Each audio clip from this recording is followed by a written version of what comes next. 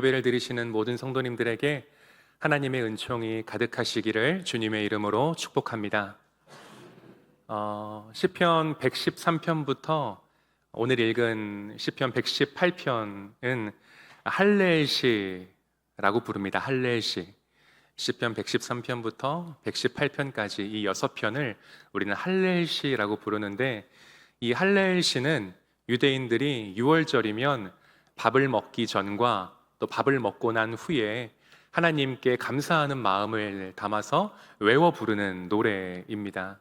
지금도 그렇게 6월절이면 이 6편을 번갈아 가며 밥을 먹기 전과 후로 외우고 또 찬양하고 또 그렇게 고백합니다. 오늘 우리가 읽은 이 본문은 마지막 할렐시로 크게 두 부분으로 나눌 수 있습니다. 먼저 맨 처음 부분인 1절부터 이 4절과 그리고 맨 마지막 절인 이 29절이 그 내용이 똑같습니다. 그는 선하시며 그의 인자하심이 영원함이로다. 처음과 끝이 이 시편 118편을 꼭 감싸고 있습니다. 그리고 이 내용 부분에 해당하는 5절부터 28절은 그러면 하나님이 왜 선하신지, 하나님이 어떻게 인자하신지를 간증하는 내용들로 구성되어 있습니다. 그래서 시편 118편을 우리가 어떤 이미지로 떠올린다면 이런 이미지입니다. 소중한 무언가를 자기 두 손으로 꼭 감싸고 있는 듯한 그런 모습이 바로 이 시편 118편의 이미지입니다. 이 시간에는 그 내용 부분에 해당하는 시인이 삶에서 경험했던 하나님을 한번 살펴보면서 나의 하나님이 올 한 해의 나의 삶에는 어떻게 역사하셨는지를 좀 돌아보고 감사하고 또 찬양하고 또 영광 돌리는 그런 시간을 한번 가져보려고 합니다. 우리 6절 7절입니다. 6절 7절 우리 함께 읽어보겠습니다. 시작. 여호와는 내 편이시라. 내가 두려워하지 아니하리니 사람이 내게 어찌할까. 여호와께서는 내 편이 되사 나를 돕는 자들 중에 계시니 그러므로 나를 미워하는 자들에게 보응하시는 것을 내가 보리로다. 아멘. 여러분 그거 아십니까? 많은 사람이 우리를 미워하는 것 같고 이상하게 보는 것 같지만 실은 어떤 마음이 있냐면 많은 사람이 우리를 신기해하고 있습니다. 어떻게 눈에 보이지도 않는 하나님을 믿지? 어떻게 그 눈에 보이지도 않는 하나님을 아버지라고 부르지? 어떻게 그분을 위해 하나님 중심, 예배 중심, 교회 중심으로 자기의 삶을 살아갈 수 있지? 신기해합니다. 그러고 보면 이 자리에 모인 우리는 대단한 사람들입니다. 그런데 진짜 대단한 분은 우리에게 그러한 놀라운 믿음을 주신 하나님 아버지이십니다. 그런데 하나님이 이 내 편이라고 고백하는 것은 여러분 진짜 대단한 믿음입니다. 시인은 방금 읽었듯이 아주 담대하게 하나님을 내 편이라고, 그래서 어떤 사람도 나는 무섭지 않다고 고백을 합니다. 정말 대단한 믿음입니다. 많은 사람이 하나님은 믿지만 하나님이 내 편이라고 담대하게 고백하지는 못합니다. 그 이유가 뭘까요? 하나님이 내 편이라고 하는 근거를 자기 처지나 자기 형편에 두기 때문에 그렇습니다. 그래서 내가 몸도 좀 건강하고 내가 하는 일도 잘 되고 우리 가족도 평안할 때면 어라? 하나님이 내 편이시구나 하는 그런 생각이 듭니다. 그런데 반대로 몸이 조금 아프고 이상하게 어딘가를 다치게 되고 내가 하는 일도 뭔가 좀 잘 안 풀리고 우리 가족도 뭔가 자꾸 형통하지 못할 때가 오면 이상하게 하나님은 내 편은 아니시구나, 하나님은 내 편이 되어주지는 않으시는구나 하는 생각이 듭니다. 그럴 수 있죠. 그런데 하나님이 내 편이라고 하는 근거를 이렇게 내 처지나 형편에 두기 시작하면 굉장히 위험해집니다. 이렇게 믿어선 안 됩니다. 그럼 어디에 우리가 근거를 두고 하나님이 내 편이라고 하는 그 믿음을 가져야겠습니까? 맞습니다. 지금 성도님들이 생각하시는 것처럼 하나님 말씀에 그 근거를 둬야 됩니다. 혹시 이 자리에 아직도 하나님이 내 이름을 알기는 아실까? 하나님이 정말 나와 함께 하기는 하시나? 하나님이 정말 내 편이 되어 주실까? 하는 그런 의심을 가지고 계신 분들이 계십니까? 그러면 이 시간 하나님의 말씀을 믿으시기 바랍니다. 이사야 43장 1절과 2절을 나의 고백으로 받고 함께 읽어보면 좋겠습니다. 이사야 43장 1절 2절 우리 큰 소리로 함께 읽겠습니다. 시작. 야곱아 너를 창조하신 여호와께서 지금 말씀하시느니라. 이스라엘아 너를 지으신 이가 말씀하시느니라. 너는 두려워하지 말라. 내가 너를 구속하였고 내가 너를 지명하여 불렀나니 너는 내 것이라. 내가 물 가운데로 지날 때에 내가 너와 함께 할 것이라. 강을 건널 때에 물이 너를 침몰하지 못할 것이며 내가 불 가운데로 지날 때에 타지도 아니할 것이요 불꽃이 너를 사르지도 못하리니. 아멘. 하나님이 지금 나에게 주시는 구원의 말씀입니다. 나를 창조하시고 나를 구속하시고 나를 지으시고 지금 나와 함께 하시는 이 하나님의 말씀보다 어디서 대체 더 정확한 근거를 찾으실 수 있겠습니까? 이보다 정확한 근거가 없습니다. 여러분, 그런데 한편으론 하나님은 내 편이다 라고 하는 이 믿음이 아주 위험한 경우도 있습니다. 그게 뭐냐면 내 믿음과 삶이 하나님과 사람들 앞에 어떤지는 조금도 돌아보지 않고 그저 하나님은 내 편이야. 말씀에 적혀 있어. 하나님 내 편이라니까. 주장하고 우기는 사람들입니다. 이기적이고 자기중심적인 사람들입니다. 또 하나님조차도 내 소유로 생각하는 사람도 있습니다. 이러한 사람은 하나님이 내 편이라는 것에 있어서 그 중심이 하나님이 아니라 자기 자신입니다. 그래서 이러한 사람들은 내가 한번 옳다고 생각한 것들은 무슨 일이 있어도 바뀌지가 않습니다. 하나님조차도 바꿀 수가 없습니다. 이러한 사람들에게는 하나님이 내 편이라고 하는 그 믿음이 오히려 화가 되는 경우가 있습니다. 그래서 하나님이 내 편이라는 이 고백과 믿음보다 중요한 게 있습니다. 하나님이 내 편이라는 고백과 믿음보다 중요한 게 뭐냐면 내가 하나님 편이 되는 것입니다. 성도님들, 올 한 해요 누구 편에 서서 사셨습니까? 우리는 하나님 편에 서야 합니다. 하나님 편에 선 사람의 삶에는 두 가지 특징이 있는데요. 우리 8절과 9절입니다. 우리 8절 9절 함께 읽어보겠습니다. 시작. 여호와께 피하는 것이 사람을 신뢰하는 것보다 나으며 여호와께 피하는 것이 고관들을 신뢰하는 것보다 낫도다. 여러분, 하나님 편에 선 사람의 첫 번째 특징은요, 하나님께 피한다는 것입니다. 여러분, 하나님께 피한다는 건 진짜 대단한 믿음입니다. 우리는 아무에게나 피하지 않습니다. 여러분, 아무에게나 피하십니까? 힘들고 어려운 일이 생겼을 때 어린 아이들에게 피하십니까? 그런 사람은 아무도 없습니다. 우리는 내가 처한 어려움보다 크고 내가 직면한 문제를 해결해 줄 만한 그 능력을 가진 사람에게 피하게 되어 있습니다. 지금 시인은 하나님께 피했습니다.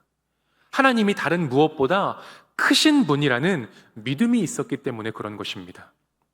10절 보면 시인이 무엇으로부터 하나님께 피했는지가 나오는데 앞부분에 보니까 문 나라가 나를 애워쌌으니. 여러분, 다들 경험 있으시잖아요. 내가 속한 어느 공동체에서 한 명만 나를 미워해도 정말 힘들잖아요. 마음이 괴롭고 밥맛도 없어지고 또 어떤 분들은 살도 많이 빠지거든요. 되게 힘든 일인데 지금 시인은 한 사람이 아니라 한 나라가 자신을 에워쌌다고 말합니다. 엄청나게 지금 자신이 힘든 상황에 처해 있다는 걸 말하는 거겠죠. 이러한 상황에서 시인은 하나님께로 피했습니다. 솔직히 내가 하나님을 믿기는 하는데 나보다 아는 게 많은 사람, 나보다 지위가 높은 사람, 나보다 가진 게 많은 사람을 하나님보다 더 의지하는 분들이 계실 수 있습니다. 그러나 시인은 그러지 않았다는 것입니다. 내가 믿는 하나님은 내가 처한 어려움보다 크고 내가 직면한 문제를 능히 해결할 수 있으신 분이라는 믿음을 가지고 피했다는 겁니다. 그래서 시인은 담대하게 말하는 겁니다. 8절과 9절 다시 한번 읽어보겠습니다. 여호와께 피하는 것이 사람을 신뢰하는 것보다 나으며 여호와께 피하는 것이 고관들을 신뢰하는 것보다 낫도다. 이게 우리 믿음의 고백이 되어야 됩니다. 성도님들, 올 한 해 크고 작은 어려움이 많으셨죠? 말로는 다 하지 못하지만 얼마나 많으셨겠습니까? 지금도 그러한 어려움들을 겪고 계신 분들이 있을 수 있습니다. 그때마다 누구에게 피하셨습니까? 누구를 크게 보고 누구를 의지하며 사셨습니까? 우리도 시인처럼 하나님께 피하고 하나님 크게 보고 하나님을 의지할 수 있어야 합니다. 여러분, 시인이 진짜 대단한 건요, 하나님, 저 이래서 너무 힘들거든요. 저 이런 일이 있어서 좀 답답하거든요. 하나님, 저에게 좀 와주세요. 그렇게 말하지 않았다는 것입니다. 그냥 시인이 하나님께 피해버렸습니다. 나에게 와주세요가 아니라 시인이 그냥 하나님께 피했습니다. 이게 시인에게서 본받는 믿음입니다. 여러분, 자녀가 아버지에게 피하는데 마다할 아버지가 어디 있겠습니까? 자녀가 무서워서 엄마에게 안기는데 그 어린 아이를 나무라는 엄마가 어디 있겠습니까? 이게 바로 하나님 편에 선 사람의 특징이고 세상을 살아가는 지혜이고 그들만의 방식입니다. 이러한 믿음이, 이러한 삶의 방식들이 우리의 삶에 가득하시기를 주님의 이름으로 축복합니다. 그런가 하면 두 번째로 하나님 편에 선 사람의 두 번째 특징은 무엇이냐면 하나님의 이름을 힘입어서 살아간다는 것입니다. 10절부터 12절이 말해주고 있는데요, 우리 10절부터 12절도 우리 함께 읽겠습니다. 시작. 문 나라가 나를 애워쌌으니 내가 여호와의 이름으로 그들을 끊으리로다. 그들이 나를 애워싸고 애워쌌으니 내가 여호와의 이름으로 그들을 끊으리로다. 그들이 벌들처럼 나를 애워쌌으나 가시덤불에 불같이 타 없어졌나니 내가 여호와의 이름으로 그들을 끊으리로다. 이름에는 능력이 있습니다. 그래서 속담에도 보면 호랑이는 죽어서 가죽을 남기고 사람은 죽어서 이름을 남긴다고 말합니다. 또 이름에는 능력이 있다는 걸 어디서 많이 볼 수 있냐면 최근에 TV를 봤는데 그 범죄와의 전쟁이라고 하는 영화에서 최민식 씨가 하는 대사를 그 어떤 개그맨이 막 따라 하더라고요. 경찰서에 끌려갔을 때 최민식 씨가 이렇게 수갑에 차가지고 그 하는 유명한 대사가 있잖아요. 내가 임마 너그 서장이랑 밥도 같이 묵고 다 했어 막 이러면서 막 서장을 얘기하잖아요. 다 했다고 막 이러면서 얘기하잖아요. 제가 그거 보면서 뭘 느꼈냐면 자신이 불리한 상황이 되면 우리 사회는 능력 있는 사람의 이름을 꺼내는 것이 카드입니다. 여전히 그러한 것들이 만연하지요. 다윗도 근데 그랬습니다. 다윗도 자신이 불리한 상황에서 능력 있는 사람의 이름을 카드로 꺼내 썼습니다. 우리가 너무 잘 아는 말씀이죠. 사무엘상 17장 45절입니다. 우리 함께 읽겠습니다. 시작. 다윗이 블레셋 사람에게 이르되 너는 칼과 창과 단창으로 내게 나아오거니와 나는 만군의 여호와의 이름 곧 내가 모욕하는 이스라엘 군대의 하나님의 이름으로 내게 나아가노라. 최민식 씨도 수갑 차고서 자기에게 능력이 되는 사람의 이름을 말했듯이 다윗도 지금 골리앗에 비하면 구척장신 골리앗에 비하면 볼품없는 무기 하나 가지고 볼품없는 갑옷을 입고 볼품없는 키에 볼품없는 모든 조건이 다 딸리는 상황에서 누구의 이름? 나에게 능력이 되는 이름, 만군의 여호와의 이름, 네가 모욕하고 있는 이스라엘 군대의 하나님의 이름으로 지금 골리앗 앞에 맞서는 것입니다. 성도님들, 올 한 해 하나님의 이름을 얼마만큼 힘입고 사셨습니까? 하나님의 이름을 얼마만큼 의지하며 사셨습니까? 하나님의 이름을 얼마만큼 자랑하며 사셨습니까? 우리도 다윗처럼, 시인처럼 하나님의 이름을 의지해 나아갈 수 있어야 합니다. 시인은 하나님의 이름으로 나를 애워싸고 나를 위협하던 것들을 끊어냈다고 고백합니다. 무엇이라고 고백하지요? 시인이 문 나라가 나를 애워쌌다. 그러나 내가 여호와의 이름으로 그것들을 끊어냈다. 11절, 그들이 나를 애워싸고 또 애워쌌지만 내가 여호와의 이름으로 그들을 끊어냈다. 12절, 그들이 포기하지 않고 나를 벌들처럼 애워쌌지만 그러나 내가 여호와의 이름으로 그것들을 끊어내버렸다. 끊임없이 나를 가만두지 않는 세상이지만, 하루도 바람잘 날 없는 그런 인생이지만 여호와의 이름으로 그런 것들을 끊어냈다 고백하고 있는 것입니다.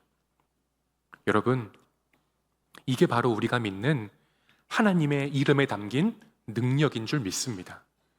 하나님의 이름은 귀한 이름입니다. 소중한 이름입니다. 능력 있는 이름입니다. 의지할 이름이고 선포해야 할 이름입니다. 그 이름에 담긴 능력들이, 그것이 얼마나 고귀한지를 다시 한번 우리 마음에 회복되어지는 은혜가 우리의 삶 가운데 가득하시기를 주님 이름으로 축복합니다. 시인은 내 편이 되어주시는 하나님, 피난처가 되어주시는 하나님, 이름 그 자체만으로도 능력이 되시는 하나님을 실제 삶에서 경험하며 살았습니다. 그래서 시인은 고백하는 것입니다. 1절부터 4절에서 그리고 29절에서 여호와께 감사하라, 그는 선하시며 그의 인자하심이 영원함이로다. 성도님들, 올 한 해를 잠시 한번 돌아보십시오. 여러분의 하나님께서는 여러분의 삶에 어떻게 역사하셨습니까? 내가 감당 못할 상황에서 나를 어떻게 지켜주셨고, 내가 해결 못할 문제에서 나를 어떻게 인도해 주셨고, 내가 의심하고 방황할 때면 내게 어떤 이름을 들려주셨고, 내가 힘이 들고 지칠 때면 나를 어떻게 회복시켜 주셨습니까? 여러분의 힘으로 이 자리까지 온 게 아니라 하나님의 힘으로 이 자리까지 온 것 아니십니까? 하나님이 살려주시고 붙들어주시고 들어주시고, 하나님께서 달래주시고 안아주시고, 때마다 일마다 힘주시고 능력 주셔서 지금 이 자리까지 계신 것 아니십니까? 그러한 지난 시간들을 돌아보면서 내 삶에 역사하신 나의 하나님을 우리도 이렇게 고백할 수 있으면 좋겠습니다. 우리 그 마음을 담아 우리 13절, 14절 우리 함께 진실하게 한번 고백해 보면 좋겠습니다. 시작.